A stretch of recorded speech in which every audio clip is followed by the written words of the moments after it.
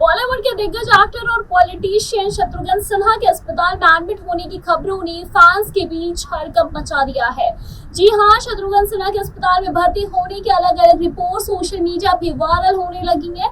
कुछ में ये भी दावा किया जा रहा था कि शत्रुघ्न सिन्हा को सोफे पर गिरने की वजह से पसलियों में चोट आई है और उनकी माइनर सर्जरी हुई है। लेकिन इन सभी रिपोर्ट्स और दावों पर अब शत्रुघ्न सिन्हा ने अपनी चुप्पी तोड़ दी है।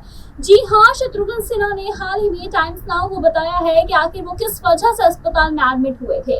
शत्रुघ्न सिन्हा ने अपनी सर्जरी के बाद अपने वापस आने के बाद घर से उन्होंने वापस घर जब आ गए तो उन्होंने ये सारी चीजों पे अपना बयान दिया है और चुप्पी तोड़ी है। जी हाँ, शत्रुघ्न सिन्हा ने बताया है कि वो बिल्कुल ठीक हैं और शत्रुघ्न सिन्हा से जब ये पूछा गया कि ऐसी खबरें थी तो आप सोफा से गिर गए, तो इस पर शत्रुघ्न ने कहा, मैं यही करूंगा कि लता जी का एक गाना था, मैं सोफे से गिर पड़ी। खैर, मजाक से हटकर मेरे पास इतना टाइम कहाँ है कि मैं सोफे पर रोल करूं और फिर नीचे गिर जाऊं।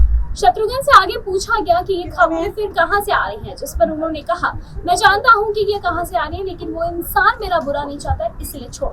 मैंने ये भी सुना कि मेरी सर्जरी हुई है, तो सर्जरी को उन्होंने खामोश कहा, अरे भाई मेरी सर्जरी हुई है और मुझे नहीं मालूम होगा, ऐसा हो नहीं सकता।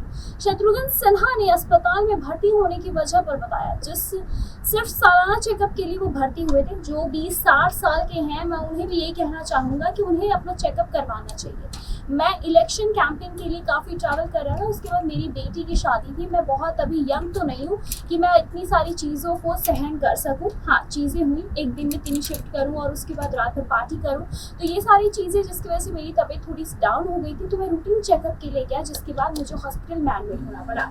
शत्रुघ्न सिन्हा ने अपनी बेटी सोनाक्षी सिन्हा की शादी पर एक बार फिर से बात करते हुए ये कहा है कि वो बहुत खुश हैं कि उनकी बेटी की शादी हो गई और सबसे अच्छा ये हुआ कि वो उनसे हुई जिससे वो प्यार करती है। भगवान की कृपा से मेरी बेटी हैप्पी मैरिड लाइफ जी रही है, उसकी खुशी में मेरी खुशी है। जो लोग खुश नहीं है उनको कहने के लिए मेरे पास कुछ भी नहीं है।